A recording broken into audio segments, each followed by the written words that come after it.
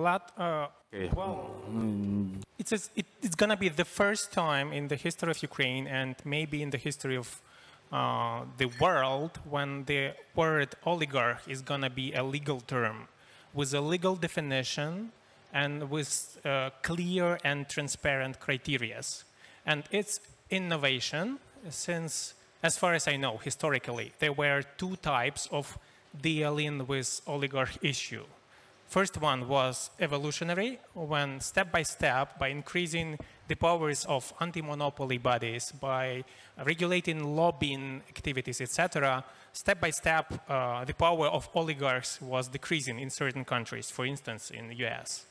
The second way was just to crush oligarchs, and that happened, for instance, in Russia, when oligarchs were illegally crushed by mighty enforcement agencies, and that had some consequences. For instance, arbitration decisions in Yuko's case, etc.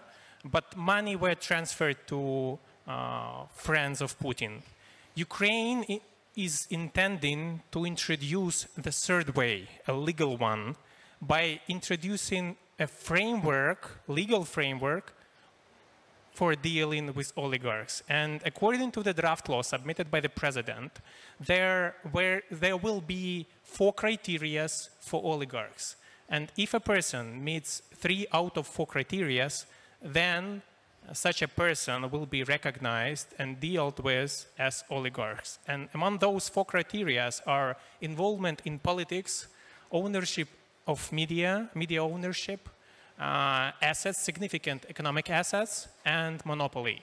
If a person meets 3 out of 4 criteria, then such a person is recognized as oligarch. So it's innovation, and it's a quite legalistic approach, and I'm in favor of it.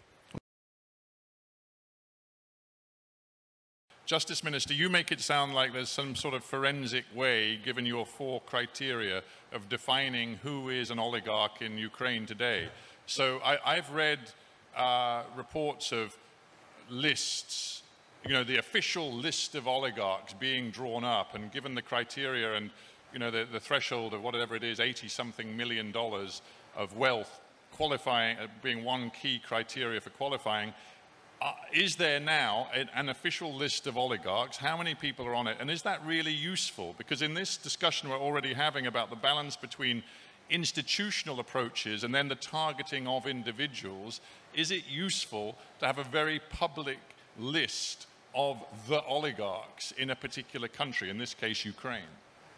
Thanks for the question. No, there is no any official list of oligarchs, and our idea is not to go and follow some certain people with certain names. No, we are talking about honest, clear, and transparent criteria, and only after those criteria are adopted by the parliament, there will be a grace period of 6 months during which a person feeling that that he or she meets such a criteria could stop being oligarch by stopping involving in politics, or by transferring media, or like stopping financing officially or unofficially political parties, etc. So this is so interesting. So you mean, like, having it passed this bill through the parliament, you're giving a grace period because the implication is you really don't want to be on this list, people. Exactly. And if you don't change your behaviors, i.e. get out of politics, get out of the media,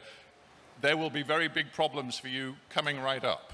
Is that the message? Yeah, a bit like that, but just a couple of words. I want to add to my colleague, and maybe analogy with Google or other big Western company is not good enough. I would say that in case of oligarchy and oligarchy in Ukraine, a more proper example would be India, a country run by private companies, Ost-Indian company, West Indian companies, when the whole mighty of the state, the judiciary, the decision of the government were transferred to private companies. That is example which is more appropriate to the history of Ukraine in 90s or like 10 years ago. It's not like that right now.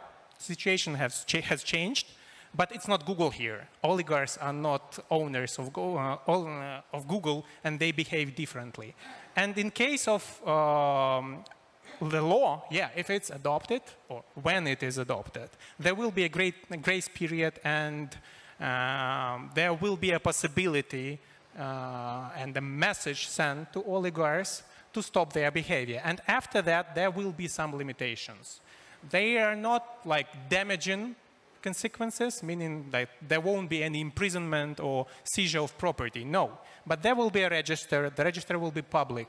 There will be a ban on participation in big privatization. There will be an obligation to submit declaration on assets so that the whole ownership of all assets of all companies, including offshore companies, will be transparent and visible to the society. And more important, there will be an obligation of top officials to declare any meetings with oligarchs and the content of their conversation. It's like a bit of a part of regulation on lobbying. It introduces transparency to the behavior of oligarchs in the country. And again, there will be a chance to stop being oligarch. And our calculation, we expect that oligarchs will use this opportunity and become honest businessmen and will stop their involvement in politics.